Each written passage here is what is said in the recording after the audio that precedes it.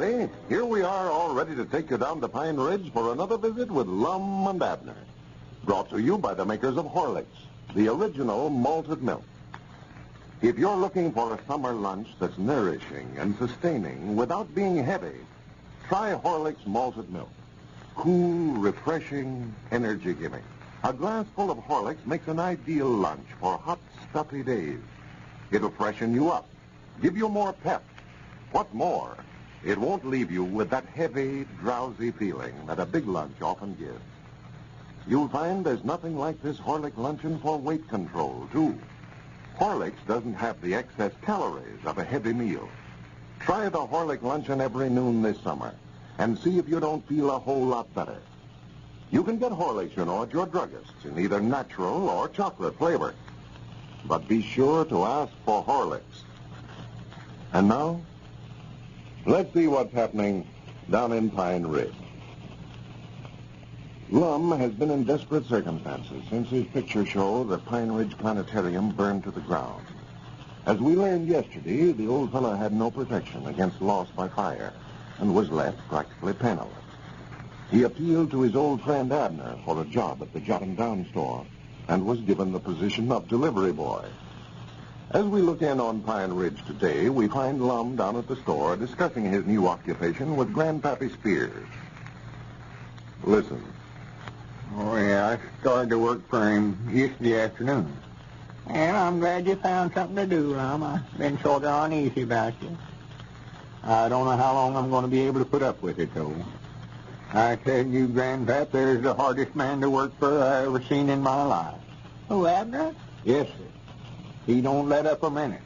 He's had me sweep out this door twice already today. And I know the minute he gets back, he'll have something else studied up for me to do. Yes, sir, that don't sound like Abner. Well, if it weren't just a case of work or starve, I'd walk right out on him. Yeah, I wouldn't put up with him passing me around that way, Lum. I just wouldn't do it. I wouldn't either if I could find any other job. I'd rather dig ditches than to have that little varmint ordering me around. Now, what's the matter with your justice of the peace business, Lum? Can't you make a living out of that? No, not this time of the year, Grandpap. Around springtime, the fall of the year, a body can pick up a few odd dollars marrying folks. Justice of the peace is awful quiet long about now. Used to, a body could do well at it. Well, maybe it's just you, Lum. You're used to being the boss around here, and when Abner keeps bossing you around, it just don't sit well with you. No, it ain't that, Grandpap. Now, like this morning, Sister Simpson called up here for a spool of thread. A spool of thread, mind you.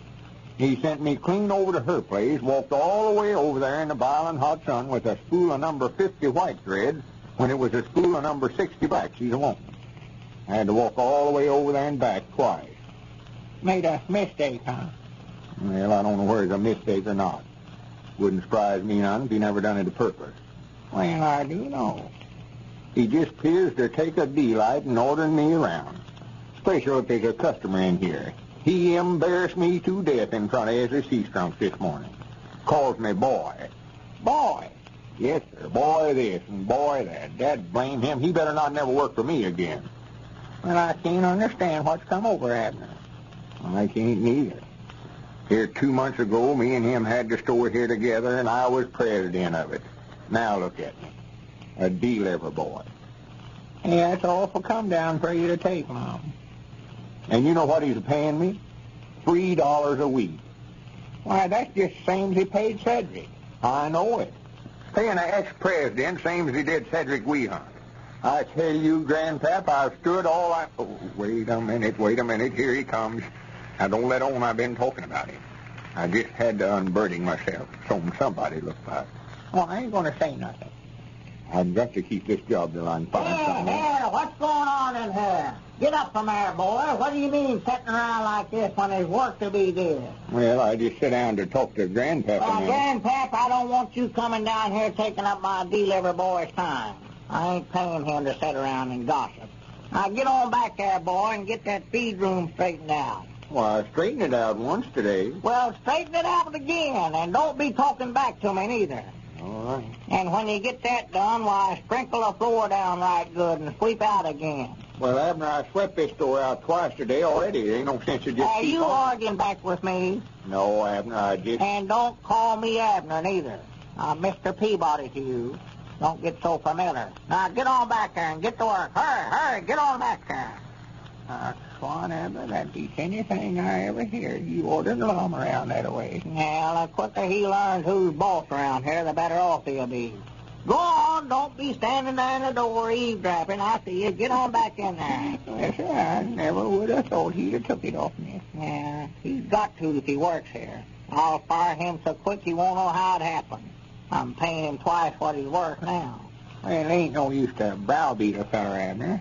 Lum's having an awful hard run of luck here late, looks like, and here you are taking advantage of it. Well, I was just saying all that, man, Pat, so he could hear me.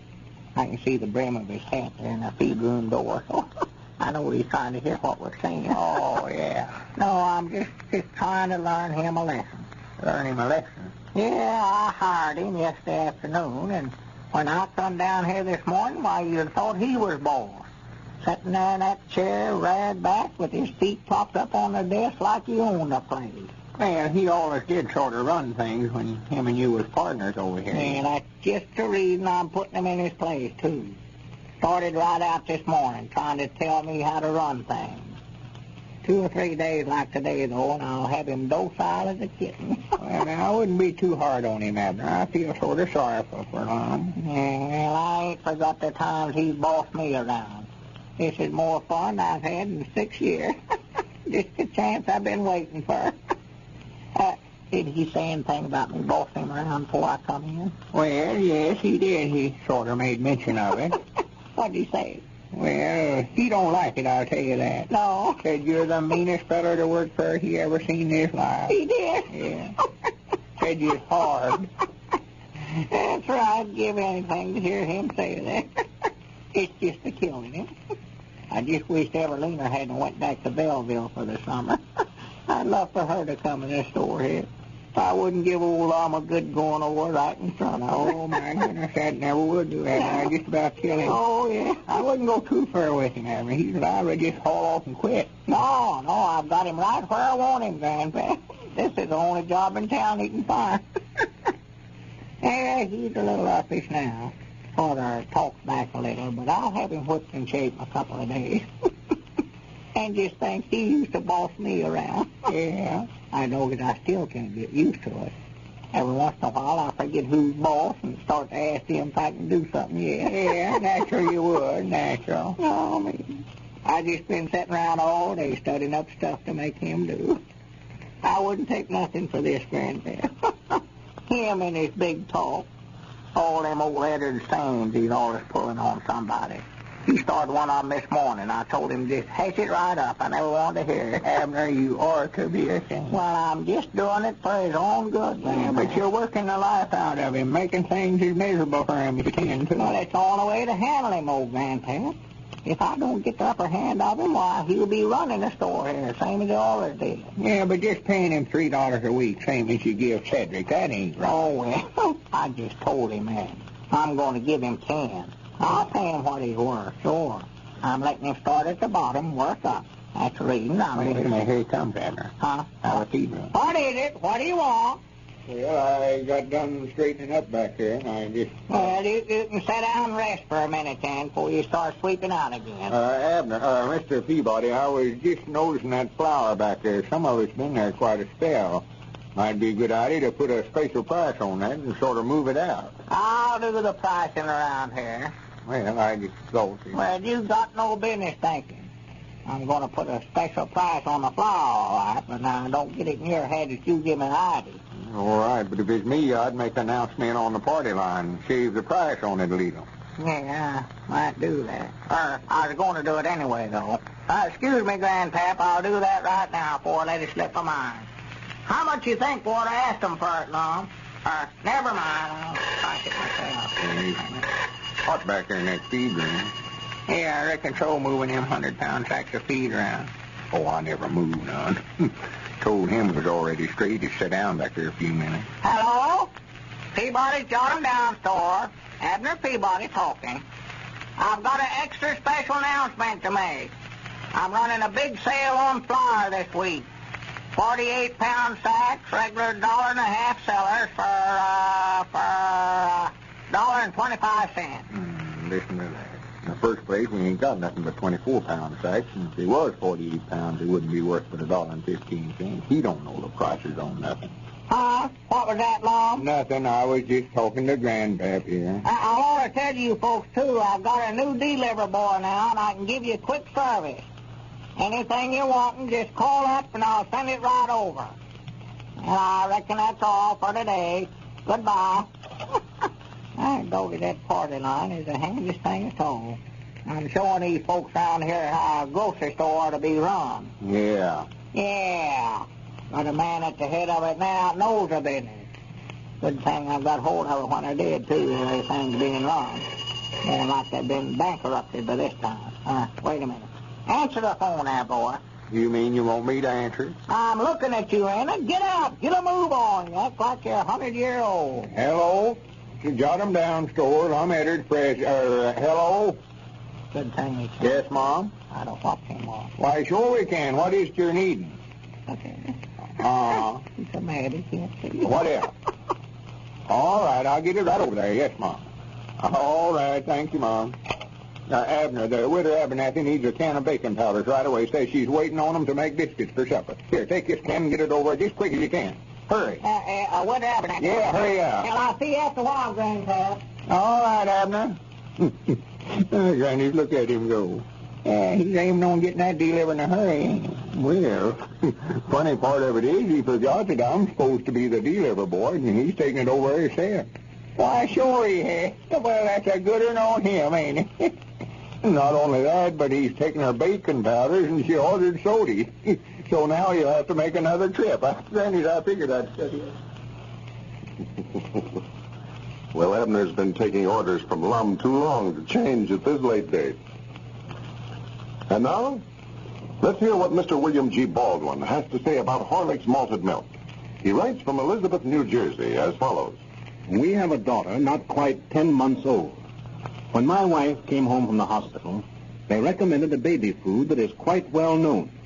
But that didn't seem to help the baby in the least. She didn't gain at all. So I decided to do the buying myself.